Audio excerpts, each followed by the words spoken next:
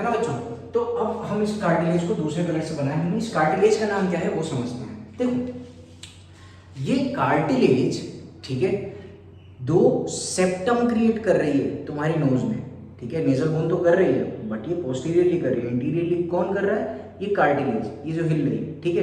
तो ये जो कार्टिलेज है जो टिप से जस्ट पहले है, इसको हम क्या बोलते हैं, इसको हम बोलते हैं सेप्टल कार्टिलेज। क्या बोलते हैं, सेप्टल कार्टिलेज, ठीक है। और जो नोज का टिप बनाती है, दिस टिप, इसको हम क्या बोलते हैं, दिस इज द एले ऑफ नोज। क्या बोलते हैं, एले ऑफ नोज। तो इसका नाम इसलिए पड़ता है क्या, एलार कार्टिलेज। क्या पड़ेगा इसका नाम, इधर जो कार्टिलेज रहेगा बिल्कुल टिप में तुम्हारी नोज की, दिस इज एलार कार्टिलेज।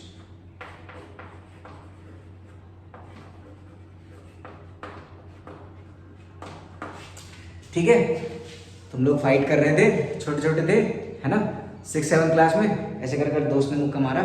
अब वो बचपन की लड़ाई होती है, बाद में तो सब दोस्ती हो जाते हैं, ये छोटे छोटे बच्चे करते हैं ये सब चीज़ें, है ना। जब बड़े हो जाते हैं इतने समझदार हो जाते हैं, बोलते हैं हाँ यार सब अपने दोस्त ही हैं, कौन कहाँ जाएगा, ठीक है।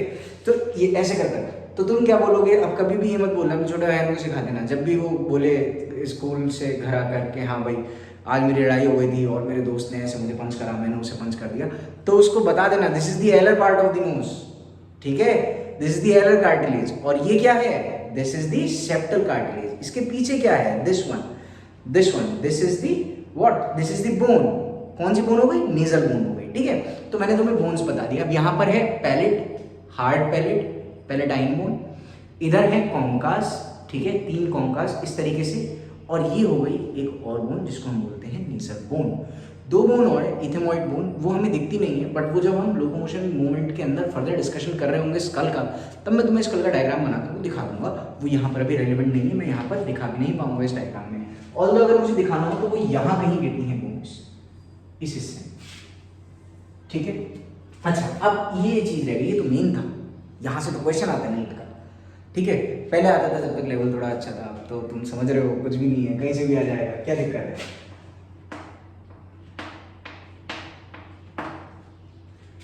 इसको बोलते हैं बच्चों, अच्छा देखो,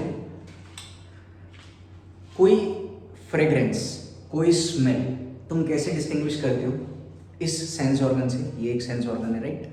सेंस ऑर्गन में जो सेंसरी न्यूरॉन्स होते हैं वो एक्सक्लूसिवली होते हैं, बहुत सारे होते हैं नंबर में, ठीक है। यहाँ पर स्पेशल टाइप की मेम्ब्रेन बनती है, ठीक है, स्पेशल टाइप की मेम्ब्रेन बनती है।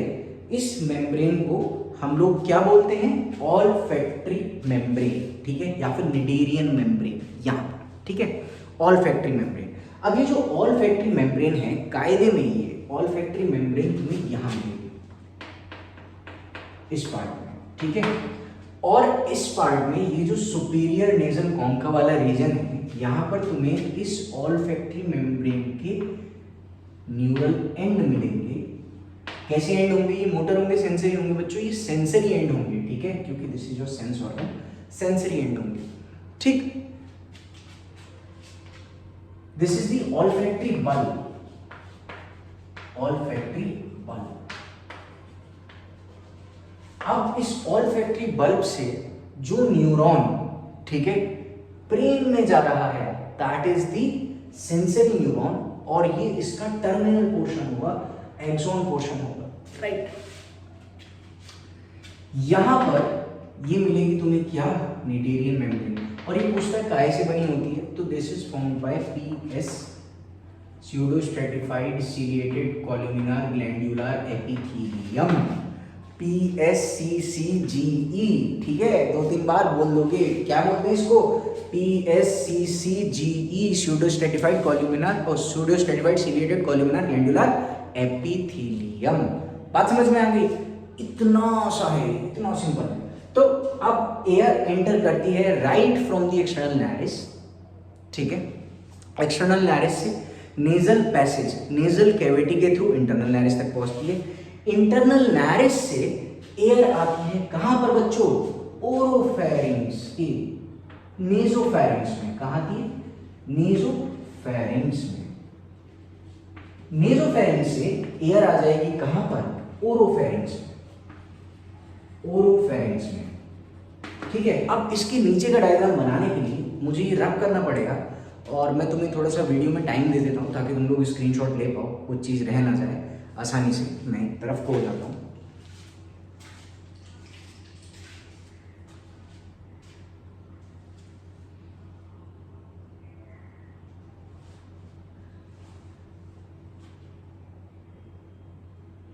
ठीक है, तो तुम लोगों ने स्क्रीनशॉट ले लिया होगा। स्क्रीनशॉट लेने में कितना समय लगता है, इसको ड्रॉ कर लेना, बना लेना। आगे की तरफ बढ़ते हैं। यहाँ से इस वाले पोर्शन से मैं डायग्राम इसको दोबारा बनाऊंगा और इसके नीचे की तरफ बढ़ेंगे further organs.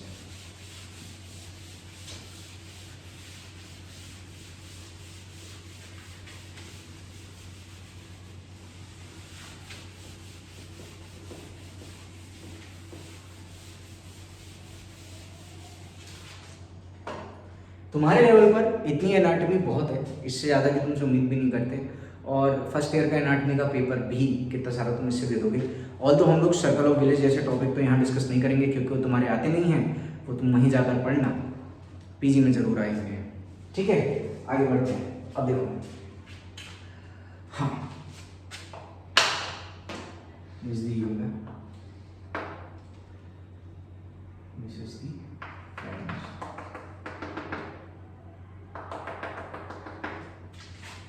This is the tongue. ये टंग कहाँ अटैच है, एक बोन से। अच्छा हाँ, बॉडी की ज़्यादातर बोन्स पैर में है, ऐसी बहुत कम बोन्स हैं जो सिंगल हैं। ऐसी ही एक बोन ये है,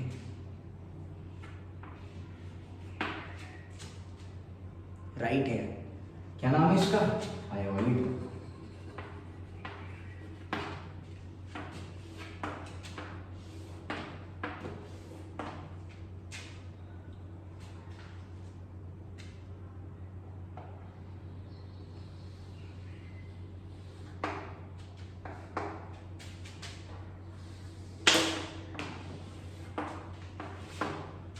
हाँ, आगे देखें।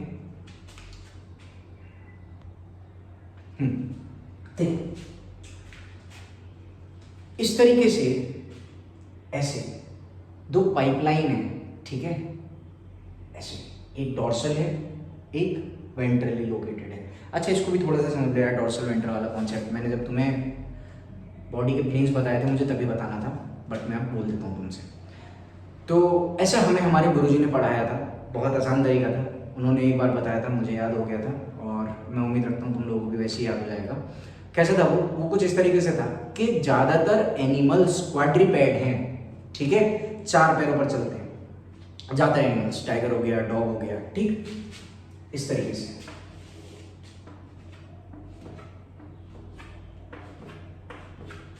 ठीक है, हमारे वर्टिब्रल कॉलम में कर्वेचर है, 2 मेजर कर्वेचर, 2 माइनर कर्वेचर। ठीक है, thoracic curvature and lumbar curvature are the major curvature. ये वो कर्वेचर हैं जो बड़े कर्वेचर हैं जिनकी वजह से हम लोग इरेक्ट सीधा खड़े हो पाए।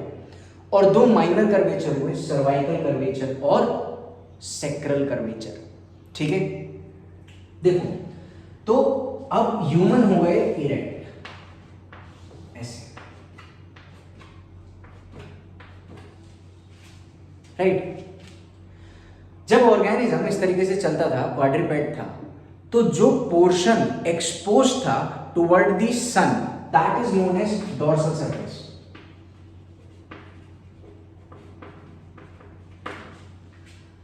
ठीक है, जो पोर्शन टुवर्ड द अर्थ था, toward the ground, that is known as ventral surface.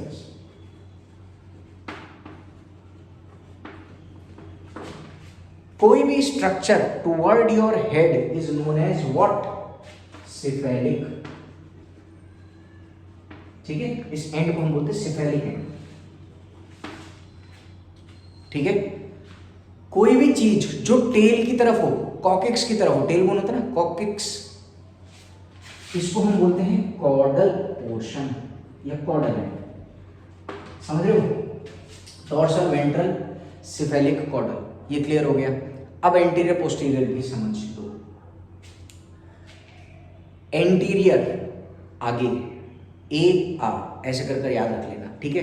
तो जितने भी स्ट्रक्चर आगे बढ़ते हैं, ठीक, उनको हम क्या बोलते हैं, एंटीरियर, और जो भी स्ट्रक्चर पीछे की तरफ होंगे उनको हम बोलेंगे पोस्टीरियर, ठीक है। देखो बॉडी में सारे ऑर्गन्स तो इस तरीके से नहीं है, कुछ ऑर्गन्स ऐसे भी रखे हुए हैं, है ना, सारे के सारे organs vertically situated, vertically located नहीं है, कुछ हॉरिजॉन्टली प्लेस्ड भी हैं। तो इसमें जो स्ट्रक्चर ऊपर की तरफ हो जाएगा, समझ रहे हो, जो हिस्सा है ना जो ऊपर की तरफ हो जाएगा दैट इज इंटीरियर, और जो नीचे की तरफ हो जाएगा दैट इज पोस्टीरियर, ठीक। प्रॉक्सिमल डोर्सल, ये कैसे याद रखोगे, डोर्सल हिंदी में दूर ऐसे कर कर याद रख लेना। जो भी स्ट्रक्चर बॉडी का, जो भी स्ट्रक्चर दूर को प्लेस्ड है दैट इज डोर्सल। जो भी बॉडी का structure toward the mid line, toward the centre placed है उसको हम क्या कहेंगे, वेंट्रल। बात समझ में आ गई। तो आज अभी हमने वीडियोस में, 2 वीडियोस में, क्लास वाली में और एक इस वाली में सारे प्लेन कवर कर लिए, और बॉडी में जो भी हम रेफरेंस लेते हैं इंटीरियर पोस्टीरियर, ठीक है, और मीडियल लेटरल डोर्सल वेंट्रल, वो सब हमने कवर कर दिए। सिफेलिक कॉर्डल, समझ रहे हो। अब जैसे ये कई सारे जगह यूज होगा, अगर तुमसे कोई पूछता है कि वो कौन सा सेंटर है ब्रेन में जो हमें डिप्रेशन से बचाता है, जो हमें फील गुड कराता है, हम खुश रह पाते हैं, तो तुम क्या बोलोगे, दैट इज पोस्टीरियो वेंट्रल न्यूक्लियाए। अब ये चीज़ सुनकर तो आधे लोग इधर उधर भग जाएंगे, क्योंकि पोस्टीरियो वेंट्रल न्यूक्लियाए का लोकेशन मैं तुम्हें तब समझा पाऊंगा जब मैं नर्वस सिस्टम पढ़ा रहा हूँगा तुम लोगों को, ठीक है। ये टर्म तुम्हें मिलेगा भी नहीं यूजी में, ये टर्म मिलेगा तुम्हें जब तुम पीजी की प्रिपरेशन कर रहे होगे या कोई बढ़िया किताब पढ़ रहे होगे, A1 वाली, ठीक है। अच्छा अब ये देखो, हम अपने टॉपिक पर वापस आते हैं। तो इस तरीके से पाइपलाइन रखे हुए हैं, एक है डॉर्सली सिचुएटेड, एक है वेंट्रली सिचुएटेड, डॉर्सल वेंट्रल। अब डॉर्सली जो ओपनिंग है ये, ठीक है, ये है ईसोफेगस, ठीक है। और जो चीज वेंट्रली सिचुएटेड है ये है ट्रैकिया, ठीक। ट्रैकिया की ओपनिंग को क्या कहते हैं तुम सब मुझे बता दोगे, क्योंकि ये एनसीईआरटी में लिखा हुआ है, दुनिया भर का क्वेश्चन है ना। क्या बोलते हैं इसको, ग्लॉटिस। क्या बोलते हैं बच्चों, ग्लॉटिस। ईसोफेगस की opening is known as gullet. क्या कहते हैं इसको, गुलेट। तो याद रखना गुलेट एंड ग्लॉटिस। अब मजेदार बात क्या हो रही है, देखो एयर का पैसेज इस तरीके से था, एयर ऐसी तो आ रही थी, एयर को चले जाना है इधर वेंट्रल पाइपलाइन में, जो फूड बनाया, ठीक है, सलाइवा से मिलकर पूलस चूना, ये चला जाना है कहां, गुलेट, ठीक है। तो यानी कि ये जो है दिस ओरोफेरिंक्स यहां पर क्रॉस हो जाना है एयर का और फूड का। तुमने देखा होगा कई बार तुम खाते खाते बात करने लगते हो, बात करते हो एकदम से फंदा लगता है पानी पिलाओ पानी पिलाओ, राइट। तो ये जो कारण है वो ये वाला कारण है, ये वाला खेल है, ठीक है।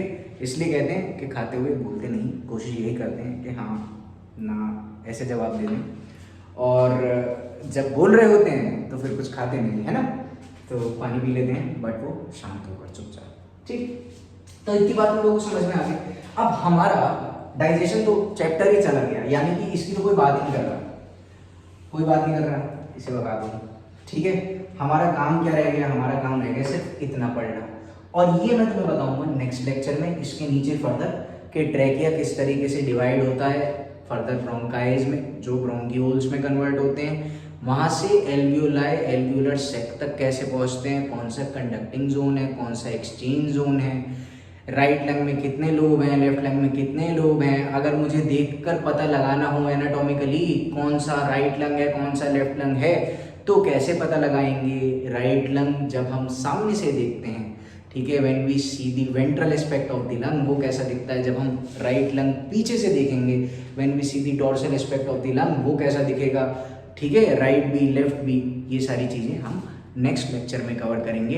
हार्ट की पोजीशन, हार्ट की लोकेशन, क्यों कार्डियक नॉच मिलता है हमारे लेफ्ट लंग में, ठीक है। इस तरीके से जैसे यहाँ ऐसे जा रहा है ना, यहीं पर ही तुम्हें कार्डियक नॉच मिलेगा, तो वो क्यों मिलता है इस बारे में भी बात करेंगे और फर्दर आगे बढ़ेंगे अपनी स्टडीज के साथ, ठीक है। तो ये है breathing chapter, human physiology first chapter. चलो आज के लिए इतना रखेंगे। Thank you everyone.